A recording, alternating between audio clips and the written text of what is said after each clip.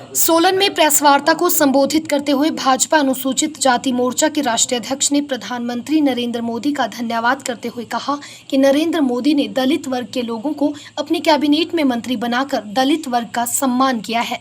उन्होंने कहा कि जो सपने देश के लिए भीमराव अंबेडकर, दीनदयाल उपाध्याय और महात्मा गांधी ने देखे थे, उन सपनों को आज़ादी के 72 वर्षों बाद पीएम मोदी ने पूरा किया है।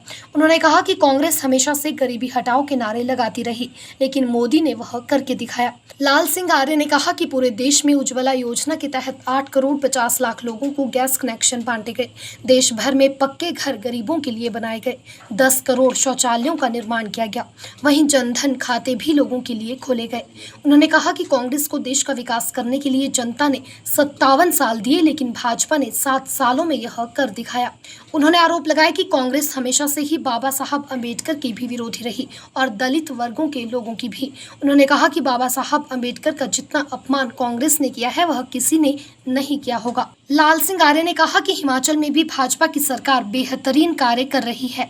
भाजपा के कार्यकर्ता कोरोना संकट काल में गरीब और जरूरतमंद लोगों की सहायता कर रहे हैं।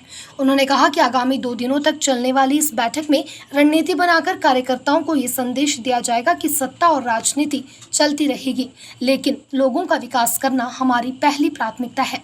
उन्होंने कहा कि पीएम नरेंद्र मोदी देश के करोड़ों दलितों का सम्मान करते हैं, लेकिन कांग्रेस ने हमेशा ही लोगों का अपमान किया है। उन्होंने कहा कि जिस तरह से राजस्थान में दलित वर्गों पर जुल्म हुए उस दौरान सभी दल मौन रहे, उसी तरह बंगाल में भी दलितों पर जुल्म होते रहे, लेकिन कांग्रेस दलितों को वोट बैंक के रूप में इस्तेमाल करती रही।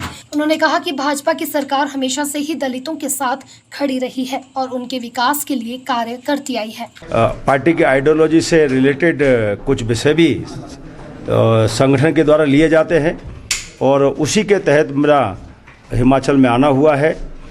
मुझे खुशी है कि हमारा जो मोर्चा है हिमाचल का बहुत अच्छा काम कर रहा है। नीचे मतदान केंद्र तक उन्होंने अपनी टीम बहुत सशक्त खड़ी की है। मैं आपके माध्यम से आदरणीय नरेंद्र मोदी जी को भी बधाई देना चाहता हूँ और आभार व्यक्त करना चाहता हूँ कि पहली बार आज़ादी के बाद उन्होंने अनुसूचित जाति के 12 मंत्री अपने सरकार में बनाए हैं। सबसे ज़्यादा एसटी के मंत्री बनाए हैं पहली बार। सबसे ज़्यादा महिला 11 मंत्री बनाई हैं पहली बार। सबसे ज़्यादा 28 पिछड़े वर्ग के मंत्री बनाए हैं। ये कुल मिलाकर नरेंद्र मोदी जी ने भारत की आत्मा का सम्मान किया है, सामाजिक समरसता का सम्मान किया है, देश की एकता का सम्मान किया है। मैं उन्हें साधुवाद अनुसूचित जाति मोर्चा की ओर से और देश के दलित भाइयों की ओर से देना चाहता हूँ।